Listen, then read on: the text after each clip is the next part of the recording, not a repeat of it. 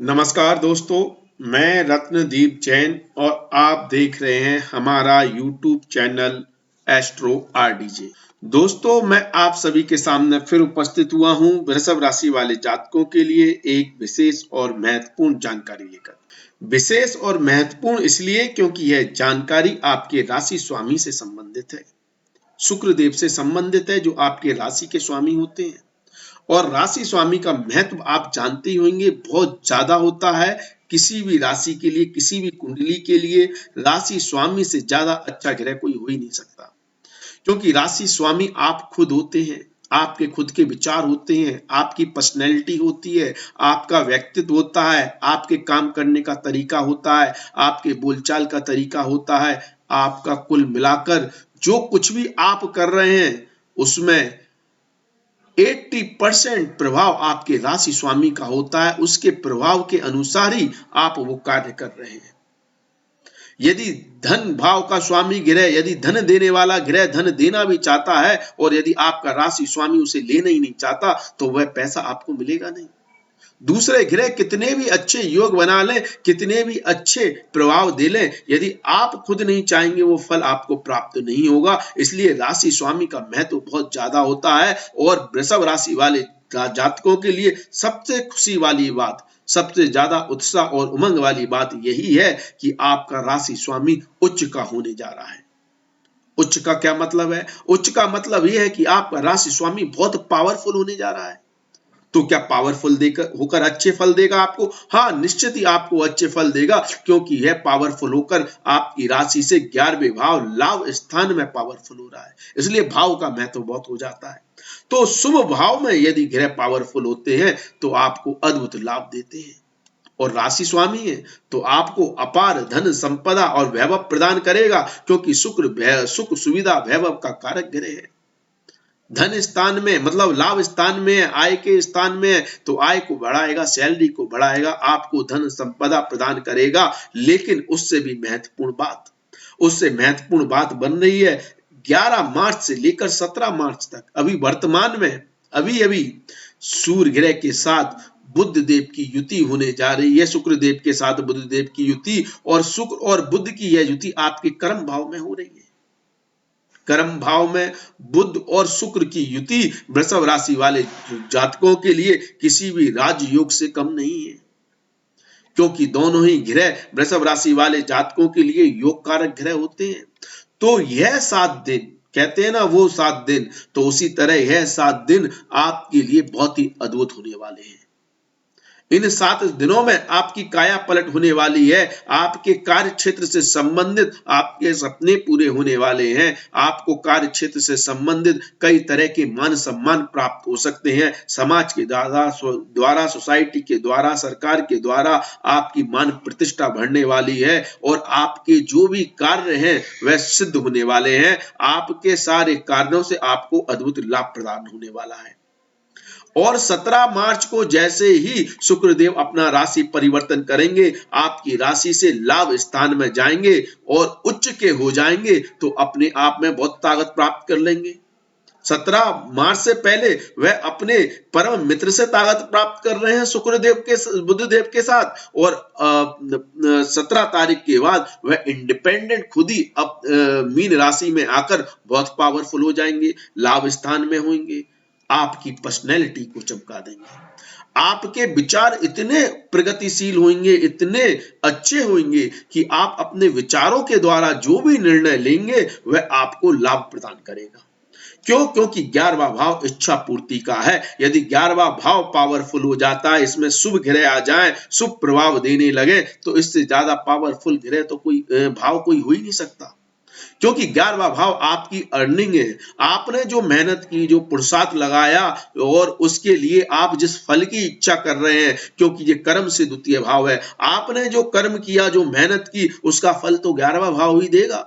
यदि यह अच्छा फल नहीं देगा तो आपके कर्म निष्कर्म हो जाएंगे, आपको उसका सही लाभ प्राप्त नहीं हो पाएगा। इसलिए 11वें भाव इच्छा पूर्ति का है, क्योंकि आप अपनी इच्छा पूर्ति के लिए जो एफर्ट लगाते हैं, जो कर्म करते हैं, जो प्रयास करते हैं, उसका फल 11वां भाव ही देता है। और यहाँ पर शुक्रदेव का उच्च का होना आपकी सारी मनोकांक्षाओं को पूर्ण करने लगेगा।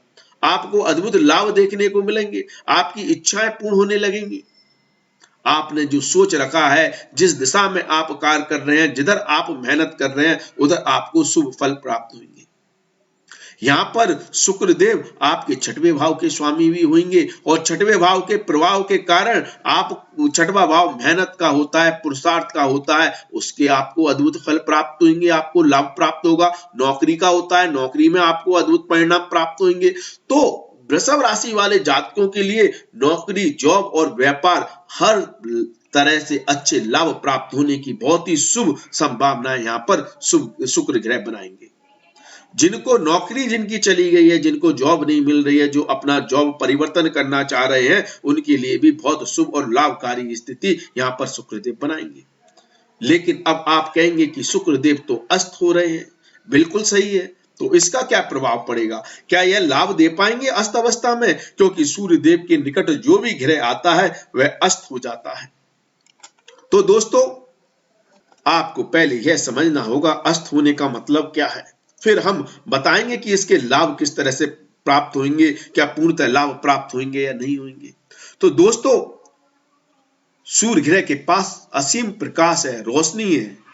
वो हमसे लाखों करोड़ों कोस दूर होने के बाद भी हमारी पृथ्वी पर प्रचंड प्रकाश को पहुंचाते हैं, रोशनी को पहुंचाते हैं। तो जब उनके पास में कोई भी ग्रह जाता है, वो उनके प्रकाश के कारण हमको दिखाई नहीं देता है। यह बिल्कुल ऐसी ही अवस्था है कि आप यदि किसी हैलोजन बल्ब के सामने खड़े हो जाएं, तो उसके पीछे जो व्यक्ति खड़ा हुआ है, अब वो थोड़ा आपको अंधकार में दिखने लगेगा, आपको दिखाई नहीं देगा। क्यों? क्योंकि हैलोजन बल्ब की रोशनी इतनी ज्यादा है जो आपकी आंखों को चकनाचौंध कर देगी। और यहाँ तो साक्षात सूर्य देव है। तो सूर्य देव के प्रभाव के कारण दूसरे ग्रहों का अस्तित्व खत्म हो जाता है, वो दिखाई नहीं देते हैं, इसलिए वह अस्त कहलाते हैं। तो शुक्र देव के अस्त होने से क्या मतलब होगा? शुक्र देव जिन जिन चीजों के कारक ग्रह हैं, वहां पर उन चीजों के फल को प्राप्त करने में थोड़ी असमर्थता दिखाएंगे। क्यों दिखाएंगे, इसको भी समझें। कोई व्यक्ति, कोई ग्रह अस्त हो गया, इसका मतलब वो दिखाई नहीं दे रहा। तो यदि आपने किसी को पैसा दे रखा है, किसी से आपको काम है, किसी व्यक्ति से आप मिलना चाहते हैं, वो गायब हो जाएगा अगर वह शुक्र ग्रह से संबंधित है। यदि वह शुक्र ग्रह के प्रभाव में है, तो वह व्यक्ति आपको मिलेगा ही नहीं, आप उसे ढूंढते ही रहेंगे। तो इस तरह की समस्याएं आपके सामने आने लगेंगी।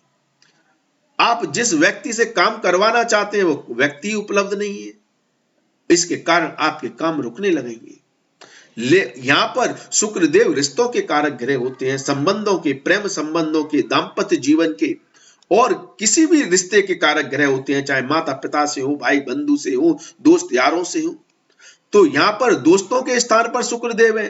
तो शुक्रदेव जब सूर्यदेव के प्रभाव में अस्त हो जाते हैं, तो रिश्ते थोड़े मतलबी हो जाते हैं, स्वार्थी हो जाते हैं। व्यक्ति अपने स्वार्थ को पूर्ण करने के लिए रिश्तों का लाभ उठाने की कोशिश करता है।